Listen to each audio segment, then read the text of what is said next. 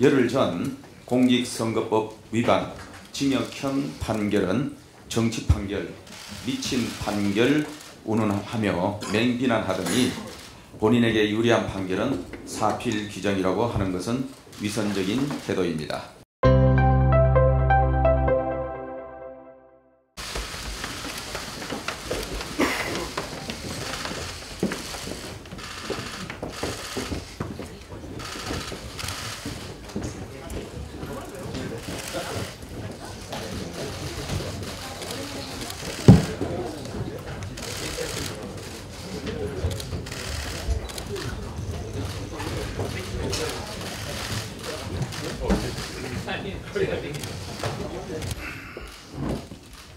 지금부터 원내대책회의를 시작하겠습니다. 어제 민주당 이재명 대표의 위증교사 범죄에 대한 1심 선고가 있었습니다. 1심 재판부의 판단을 존중하지만 상당히 아쉽습니다. 상급심에서 진실이 제대로 가려지길 바랍니다. 이재명 대표와 민주당이 어제 1심 판결을 두고 사필 규정이라 했습니다. 열흘 전 공직선거법 위반 징역형 판결은 정치 판결, 미친 판결 운운하며 맹비난하더니 본인에게 유리한 판결은 사필 규정이라고 하는 것은 위선적인 태도입니다. 이재명 대표의 사법 리스크는 여전히 첩첩산중입니다. 당장 모레 28일에는 백현동 특혜 로비스트 김인섭의 대법원 판결이 있고 29일에는 불법 대북 송금 사건 관련 이화영의 2심 판결도 나옵니다. 모두 이재명 대표의 최측근 인사들이었습니다. 최측근들의 비리가 커지는 만큼 그들 배후에 있었던 이재명 대표의 법적, 정치적, 도의적 책임도 쌓여간다는 것을 명심하기 바랍니다. 이재명 대표는 위증교사죄 1심 판결 후 서로 공존하고 함께 가는 정치가 되면 좋겠다고 강조했습니다. 진심으로 공존의 정치를 바란다면 국정을 흔들고 마비시키는 야외 방탄 집회부터 중단해야 합니다. 그리고 여야 합의 없는 일방적인 법안 처리, 국가기구들에 대한 분풀이성 예산 난도질, 공직자들에 대한 마구잡이식 탄핵 추진부터 중단해야 공존의 정치가 가능할 것입니다. 다가오는 29일 본회의에서 민주당은 이창수 중앙지검장을 비롯한 검사들에 대한 탄핵 소추를 예고하고 있습니다. 민주당은 지금이라도 탄핵 소추를 철회하는 것이 보복의 정치에서 공존의 정치로 넘어가는 첫걸음이 될 것입니다. 이재명 대표가 과연 공존의 정치를 향한 진정성 있는 모습을 보이는지 지켜보겠습니다. 거대 야당 민주당에 촉구합니다. 남은 정기국회 운영의 모든 기준점을 민생에 맞추어 재조정합시다.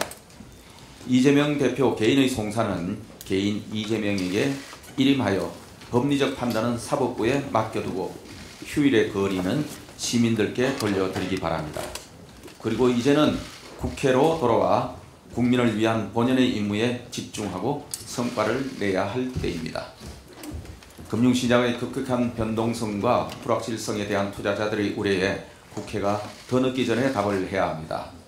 혼란 끝에 약속한 금투세 폐지 법안을 조속히 처리하고 가상자산 과세를 유예해 합리적인 과세 제도를 마련해야 합니다.